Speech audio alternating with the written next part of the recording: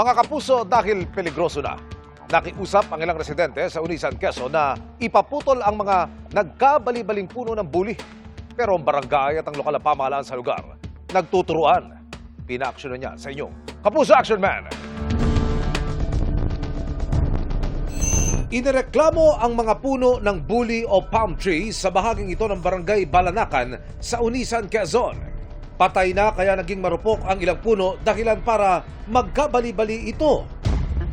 Yung dalawang puno, yung pinakadulo, gumano na po.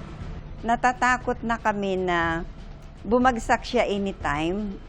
Once na natumba yun, talagang doon sa pwestong yun sa kalsada matutumba. Pangamba ng ilang residente. Yung kawad ng kuryente na papunta sa bahay namin mula doon sa kalsada ay talagang tatamaan niya. May karanasan na kami na 3 malalaking puno na natumba na doon din sa pwestong iyon. Itong mga ganitong problema, makakapinsala kasi ito ng buhay, makakapinsala ng mga kung ano man, dapat hindi na patagalin. Dapat aksyon kaagad. Isinangguni na nila ito sa may-ari ng compound na nagbigay naman ng pakintulot maputol ang mga delikadong puno. Kaya mula Abril, nanghingi na sila ng tulong sa barangay. Ang kapitan ay ang sabi, wala daw pondo. Dapat sila yung magpaputol pero wala daw silang pondo.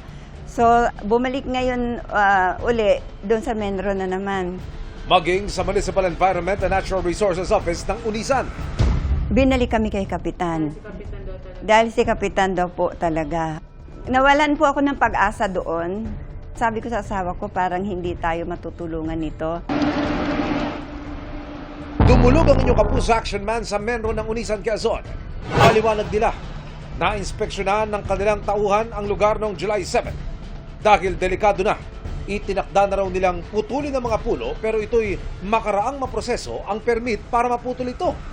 Nitong July 25, katuwang ang barangay, tuluyan ang naputol ang mga inireklamong puno.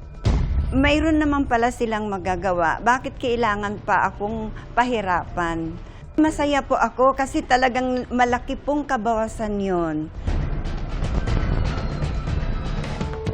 Mission accomplished tayo mga kapuso. Para po sa inyong mga sumbong, pwedeng mag-message sa Kapuso Action Man Facebook page o magtungo sa GMA Action Center sa GMA Network Drive, Corner Samar Avenue, Diliman, Quezon City. Dahil sa namang reklamo, pang-abuso o katiwalian, tiyak, may katapat na aksyon sa inyong Kapuso Action Man.